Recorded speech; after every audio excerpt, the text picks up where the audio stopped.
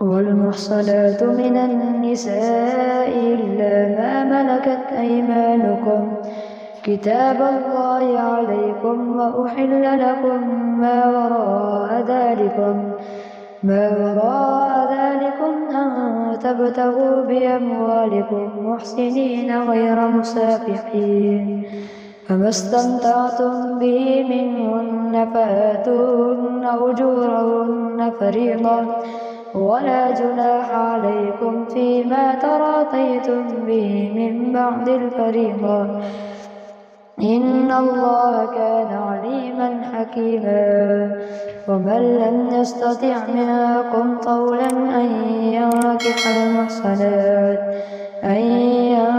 المحصنات المؤمنات فمما ملكت أيمانكم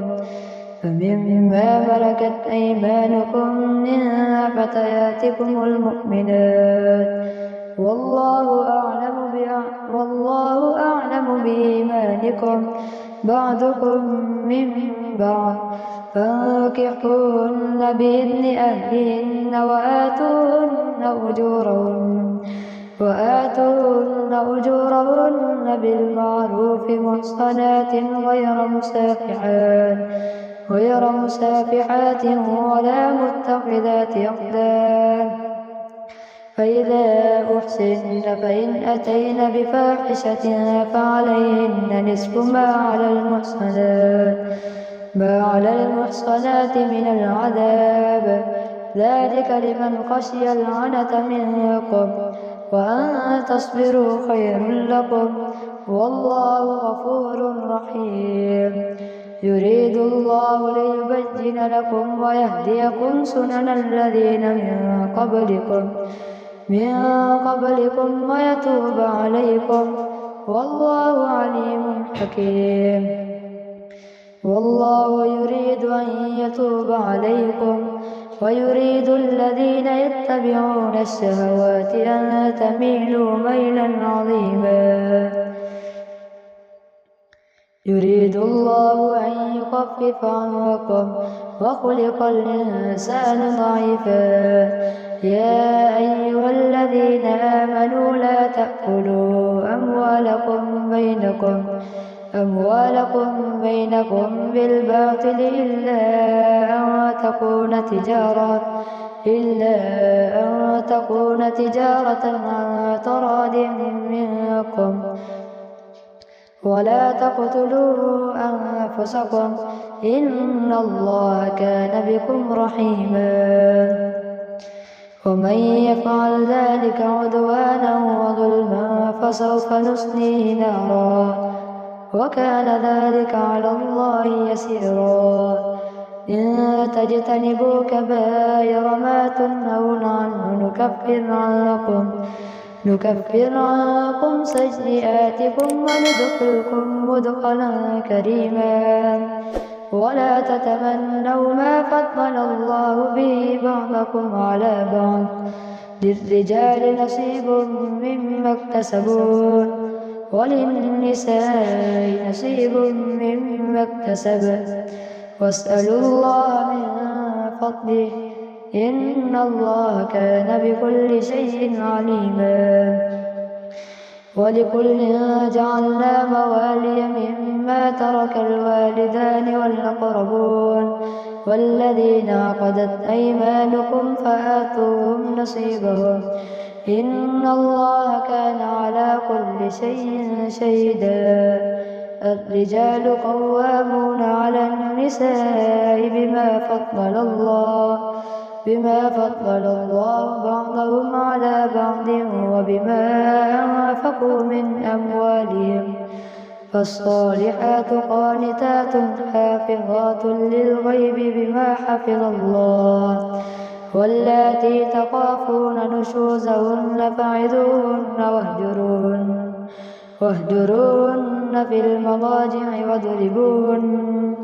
فإن أطعنكم فلا تبغوا عليهن سبيلا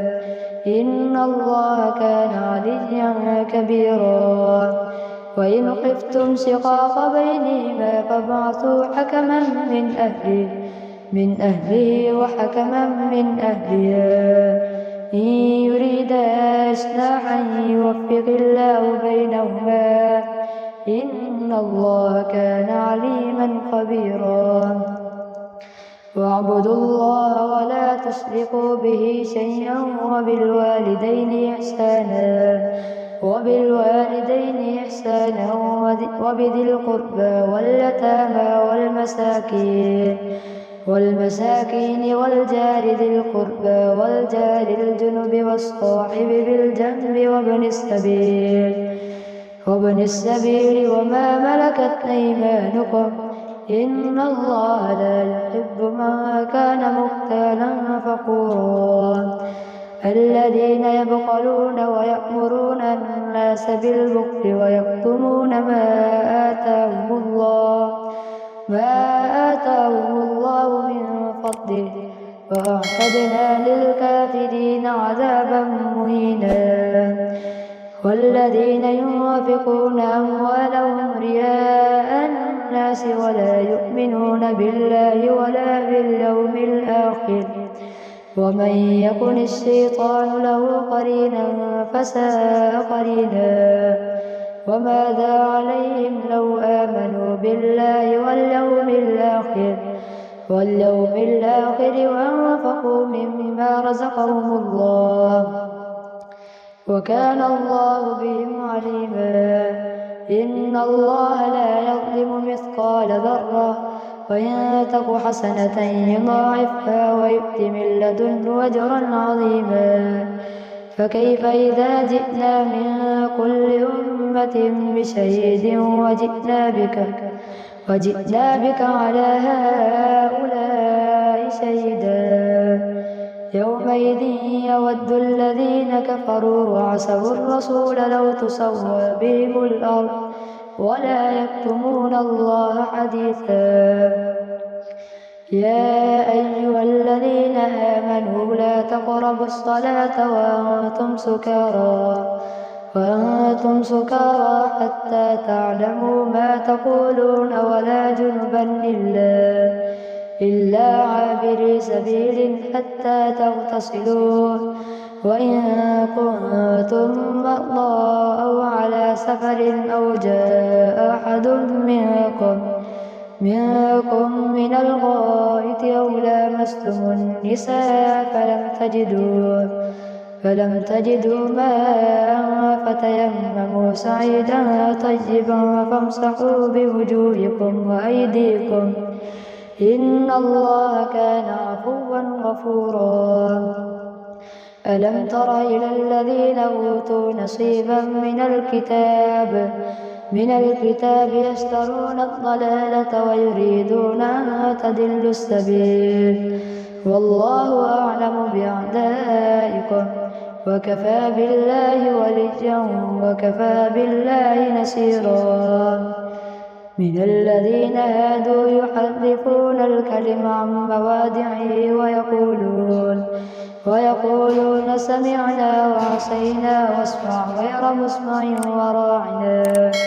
وراعنا ليا بألسنتهم وطعنا في الدين ولو أنهم قالوا سمعنا وأطعنا واسمع وانظرنا لكان خيرا لهم وأقوم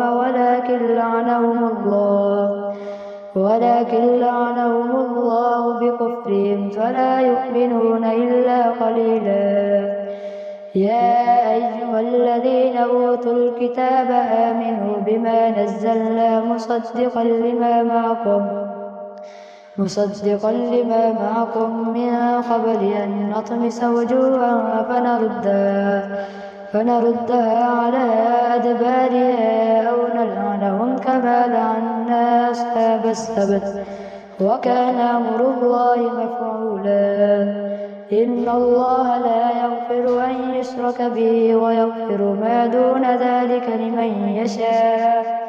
ومن يشرك بالله فقد افترى إثما عظيما ألم تر إلى الذين يزكون أنفسهم بل الله يزكي من يشاء ولا يظلمون فتيلا انظر كيف يفترون على الله الكذب وكفى به إثما مبينا. ألم تر إلى الذين أوتوا نصيبا من الكتاب يؤمنون بالجبت والطاغوت ويقولون للذين كفروا هؤلاء أهدى من الذين آمنوا سبيلا. أولئك الذين لعنهم الله ومن يلعن الله فلن تجد له نصيرا. أم لهم نصيب من الملك فإذا لا يؤتون الناس نقيرا. أم يحسدون الناس على ما آتاهم الله من فضله فقد آتينا آل إبراهيم الكتاب والحكمة وآتيناهم ملكا عظيما. فمنهم من آمن به ومنهم من صد عنه وكفى بجهنم سعيرا. إن الذين كفروا بآياتنا سوف نصليهم نارا كلما نضجت جلودهم بدلناهم جلودا غيرها ليذوقوا العذاب إن الله كان عزيزا حكيما. والذين آمنوا وعملوا الصالحات سندخلهم جنات تجري من تحتها الأنهار خالدين فيها أبدا لهم فيها أزواج مطهرة وندخلهم ظلا ظليلا. إن الله يأمركم أن تؤدوا الأمانات إلى أهلها وإذا حكمتم بين الناس أن تحكموا بالعدل إن الله نعم ما يعظكم به إن الله كان سميعا بصيرا. يا أيها الذين آمنوا أطيعوا الله وأطيعوا الرسول وأولي الأمر منكم فإن تنازعتم في شيء فردوه إلى الله والرسول إن كنتم تؤمنون بالله واليوم الآخر ذلك خير وأحسن تأويلا. ألم تر إلى الذين يزعمون أنهم آمنوا بما أنزل إليك وما أنزل من قبلك والمقيمين الصلاة من قبلك يريدون أن يتحاكموا إلى الطاغوت وقد أمروا أن يكفروا به ويريد الشيطان أن يضلهم ضلالا بعيدا. وإذا قيل لهم تعالوا إلى ما أنزل الله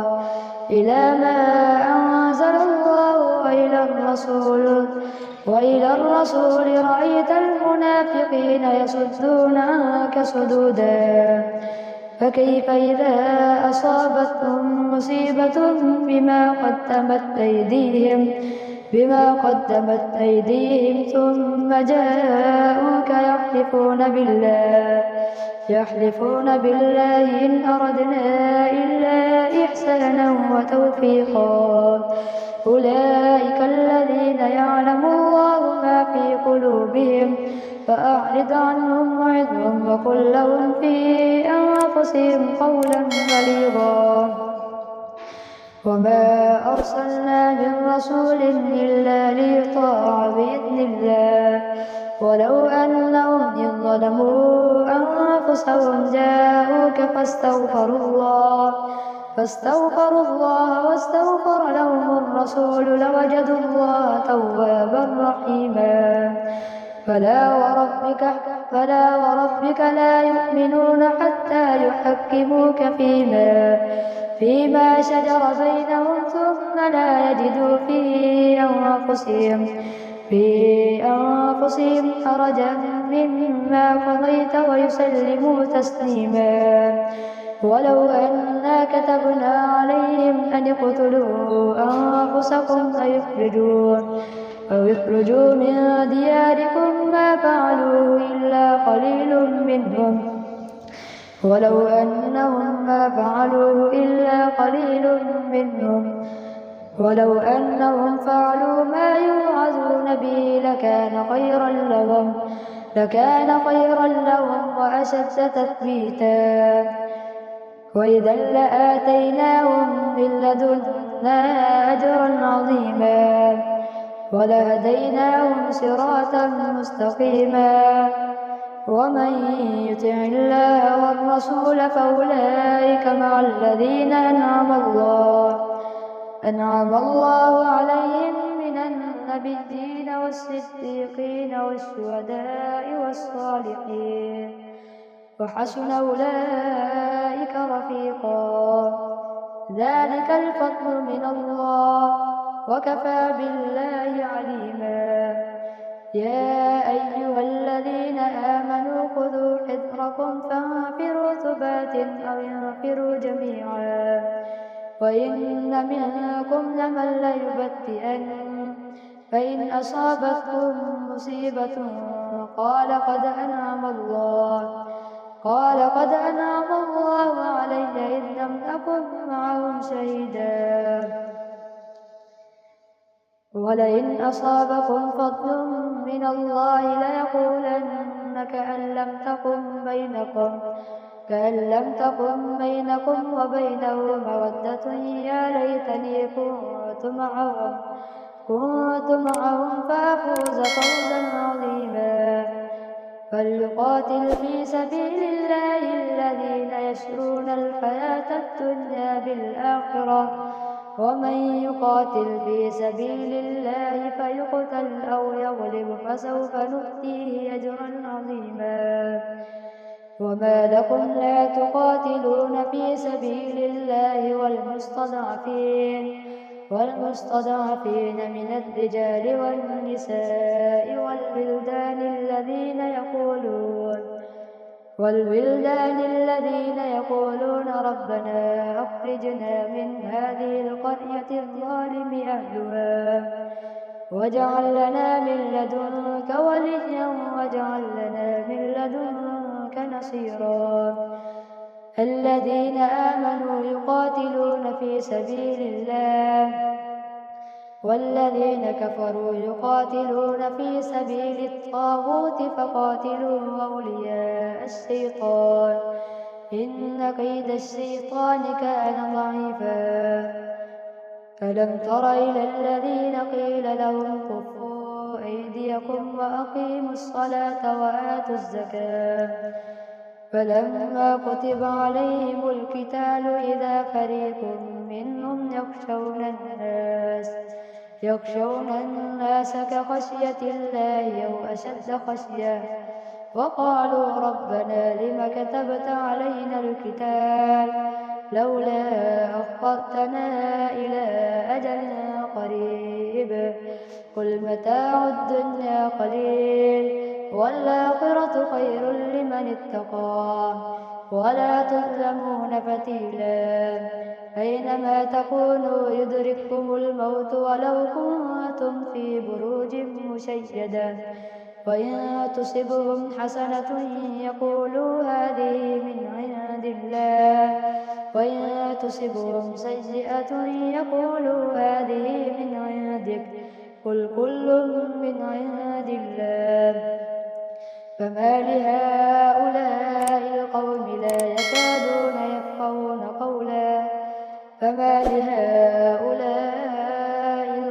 لا يكادون يفقهون حديثا ما أصابك من حسنة فمن الله وما أصابك من سيئة فمن نفسك وأرسلناك للناس رسولا وكفى بالله شهيدا من يطع الرسول فقد أطاع الله ومن تولى فما أرسلناك عليهم حفيظا ويقولون طاعة فإذا برزوا من عندك بيت طائفة منهم غير الذي تقول والله يكتب ما يبيتون فأعرض عنهم وتوكل على الله وكفى بالله وكيلا أفلا يتدبرون القرآن ولو كان من عند غير الله لوجدوا فيه اختلافا كثيرا وإذا جاءهم أمر من الأمن أو الخوف أذاعوا به ولو ردوه إلى الرسول وإلى أولي الأمر منهم لعلمه الذين يستنبطونه منهم ولولا فضل الله عليكم ورحمته لاتبعتم الشيطان إلا قليلا فقاتل في سبيل الله لا تكلف إلا نفسك وحرد المؤمنين عسى الله أن يكف بأس الذين كفروا والله أشد بأسا وأشد تنقيلا من يشفع شفاعة حسنة يكن له نصيب منها ومن يشفع شفاعة حسنة يكن له كفل منها وكان الله على كل شيء مقيتا وإذا حييتم بتحية فحيوا بأحسن منها أو ردوها وكان الله إن الله كان على من يشفع شفاعة حسنة يكن له نصيب منها ومن يشفع شفاعة حسنة يكن له كفل منها ومن يشفع شفاعة سيئة يكن له كفل منها وكان الله على كل شيء مقيتا وإذا حييتم بتحية فحيوا بأحسن منها أو ردوها إن الله كان على كل شيء حسيبا الله لا إله إلا هو ليجمعنكم إلى يوم القيامة لا ريب فيه ومن أصدق من الله حديثا